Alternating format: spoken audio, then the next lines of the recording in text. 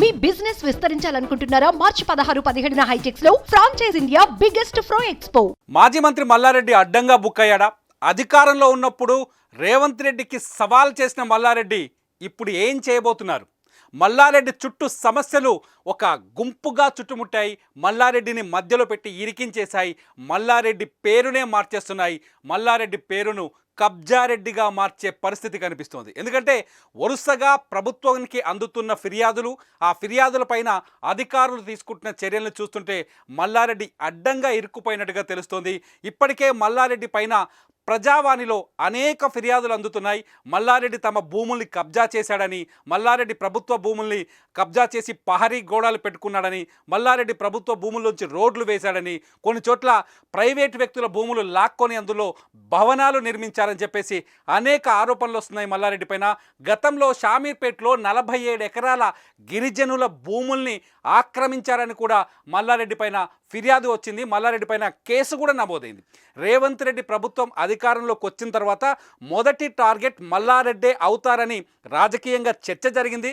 చర్చ జరిగినట్టుగానే అన్ని చోట్ల అడ్డంగా దొరికిపోతున్నారు మల్లారెడ్డి పైన వరుసగా ఫిర్యాదులు వస్తూనే ఉన్నాయి. తాజాగా మల్లారెడ్డికి సంబంధించిన ఒక కాలేజీ భవనాన్ని, మల్లారెడ్డి అల్లుడికి సంబంధించిన ఒక కాలేజీ భవనాన్ని అధికారులు కూల్చివేస్తున్నారు. ఆ దృశ్యాలు మీరు చూస్తున్నారు. మల్లారెడ్డి అల్లుడికి సంబంధించిన ఒక బిల్డింగ్ని కూల్చివేస్తున్నారు. 2 రోజుల క్రితమే మల్లారెడ్డి కాలేజ్కి వెళ్ళే ఒక రహదారిని, రోడ్డుని, అది ప్రభుత్వ భూమిలో ఆ రోడ్డు నిర్వహించారు. దాదాపు 2500 గజాల స్థలాన్ని ఆక్రమించిన మల్లారెడ్డి ఆ స్థలంలో రోడ్డు వేశారు. అంతేకాకుండా ఆ రోడ్డుకు సంబంధించిన ఆ రోడ్డు తర్వాత కాలేజీ కోసం ఒక ప్రహరీ గోడ కూడా నిర్మించారు. ఆ ప్రహరీ గోడను కూడా అధికారులు కూల్చేశారు. ఇవాళ మల్లారెడ్డి అల్లుడికి సంబంధించిన భవంతిని కూల్చివేశారు అధికారులు. అంతకుముందు మల్లారెడ్డి పైన షామీర్పేట్ మండలం కేశవరంలో 43 ఎకరాల భూమిని మల్లారెడ్డి కబ్జా చేశారని అక్కడి గిరిజనులు ఫిర్యాదు చేశారు. గిరిజనుల ఫిర్యాదు పేరు నేపథ్యంలో మల్లారెడ్డి పైన కేసులు కూడా నమోదయ్యాయి. అధికారంలో మంత్రిగా ఉన్నప్పుడు మల్లారెడ్డి, బీఆర్ఎస్ ప్రభుత్వం అధికారంలో ఉన్నప్పుడు రేవంత్ రెడ్డి పైన మల్లారెడ్డి అనేక సవాలు చేశారు. ఎందుకంటే రేవంత్ రెడ్డి మల్కాజ్గిరి ఎంపీగా ఉన్నప్పుడు, మల్కాజీ ముఖ్యమంత్రిగా కాంగ్రెస్ ప్రభుత్వంలో పిసిసి అధ్యక్షుడిగా ఉన్నారు. అప్పుడు మల్కాజిగిరి ఎంపీగా ఉన్నారు. ఆ సమయంలో మల్లారెడ్డి పైన అనేక ఆరోపణలు చేశారు రేవంత్ రెడ్డి. అనేక చోట్ల ఆయన భూమిని కబ్జా చేశారని చెప్పి కొన్ని డాక్యుమెంట్లను తీసుకొచ్చారు. ఆ డాక్యుమెంట్ల పైన అధికారులకు అప్పుడే కలెక్టర్ దాకా ఫిర్యాదులు చేశారు, ప్రభుత్వానికి ఫిర్యాదులు చేశారు. అప్పుడు ఎటువంటి చర్యలు తీసుకోలేదు, ఆ చర్యలు ముందుకు సాగలేదు. కానీ ఇప్పుడు అదే రేవంత్ రెడ్డి తెలంగాణకి ముఖ్యమంత్రి అయ్యారు. అప్పుడు రేవంత్ రెడ్డి ఏ ఆరోపణలు అయితే చేశారో ఆ ఆరోపణలపైన ఇప్పుడు అధికారులు దృష్టి సారించారు. రేవంత్ రెడ్డి చేసిన ఆరోపణలతో పాటు ప్రజావాణిలో అందుతున్న ఆరోపణలను కూడా ఆధారంగా చేసుకొని అధికారులు చర్యలు చేపట్టారు. దీంతో మల్లారెడ్డి భాగోతం అంతా బయటపడిందని చెప్పేసి కాంగ్రెస్ నాయకులు మాట్లాడుతున్నారు. మల్లారెడ్డి భూ కబ్జాల వ్యవహారం అంతా వెలుగులోకి వచ్చిందని చెప్పేసి కాంగ్రెస్ నాయకులు మాట్లాడుతున్నారు. దానికి తగ్గట్టుగానే అధికారుల చర్యలు కూడా కనిపిస్తున్నాయి. సాధారణంగా ప్రభుత్వ భూమిని కబ్జా చేసిన తర్వాత కబ్జా చేసిన వ్యక్తికి అధికారం అండగా ఉంటే, లేకపోతే కబ్జా చేసిన వ్యక్తి ప్రభుత్వంలో కీలకమైన పదవిలో ఉంటే ఆ భూముల వైపు అధికారులు చూడరు, ఆ ఫిర్యాదుల్ని పట్టించుకోరు, ఆ ఫిర్యాదుల్ని నిర్లక్ష్యం చేస్తారు. గతంలో ఇదే జరిగింది. బీఆర్ఎస్ ప్రభుత్వం అధికారంలో ఉన్నప్పుడు, మల్లారెడ్డి మంత్రిగా ఉన్నప్పుడు మేడ్చల్ మల్కాజ్గిరి ఏరియాలో మంత్రి మల్లారెడ్డి పైన ఎన్ని ఆరోపణలు వచ్చినా అధికారులు పెద్దగా స్పందించిన దాఖలాలు కనిపించలేదు. ఆయన పైన అందిన ఫిర్యాదులు కూడా అధికారులు పట్టించుకున్న సందర్భాలు లేవు. కానీ ఇప్పుడు ప్రభుత్వం మారడంతో ఒక్కసారిగా కుడితిలో పడ్డ ఎలకల మారిపోయింది మల్లారెడ్డి పరిస్థితి. మల్లారెడ్డి అడ్డంగా ఇరుక్కుపోయారు. మల్లారెడ్డికి సంబంధించిన ఆస్తులన్నింటిపైన ఇప్పుడు సర్వే జరుగుతోంది, ఎంక్వైరీ జరుగుతోంది. అధికారులు పూర్తి స్థాయిలో దృష్టి పెట్టారు. ఇప్పటికే అనేక ఫిర్యాదులు ప్రజావాణిలో మల్లారెడ్డి పైన ఫిర్యాదులు అందినట్టుగా తెలుస్తుంది. ఫిర్యాదులన్నింటిపైన ప్రభుత్వం లేకపోతే అధికారులు చర్యలు తీసుకున్నట్టుగా తెలుస్తుంది. నేరుగా కలెక్టరే మల్లారెడ్డికి సంబంధించిన ఫిర్యాదులపైన దృష్టి సారించినట్టుగా తెలుస్తోంది.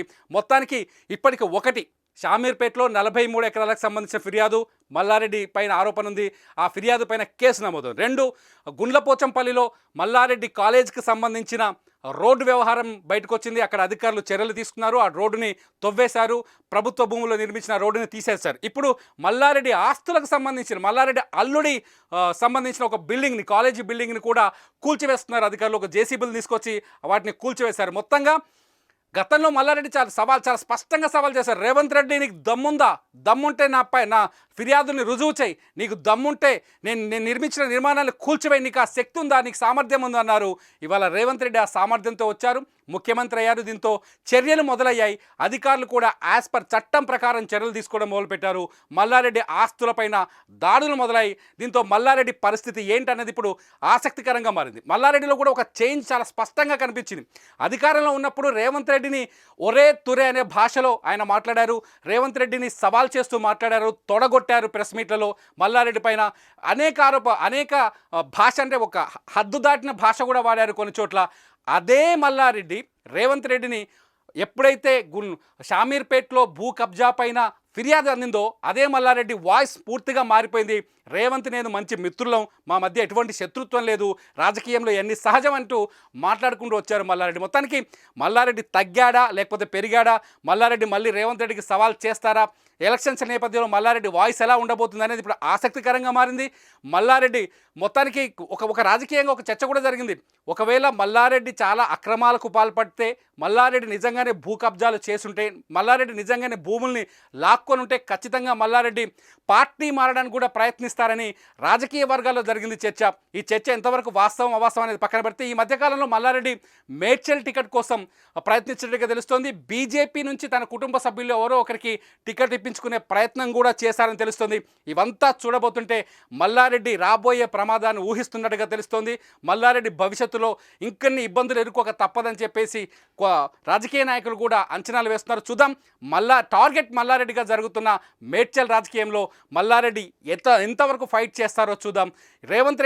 ముఖ్యమంత్రి రేవంత్ రెడ్డి గతంలో చేసిన ఆరోపణలన్నింటిపైన ఇప్పుడు అధికారులు చర్యలు తీసుకోవడం కూడా మల్లారెడ్డికి ఇబ్బందికర పరిస్థితులను తెచ్చిపెడుతుందని మాత్రం స్పష్టంగా అర్థమవుతోంది. చూద్దాం మల్లారెడ్డి వర్సెస్ రేవంత్ రెడ్డి వార్ ఎంత దూరం వెళ్తుందో.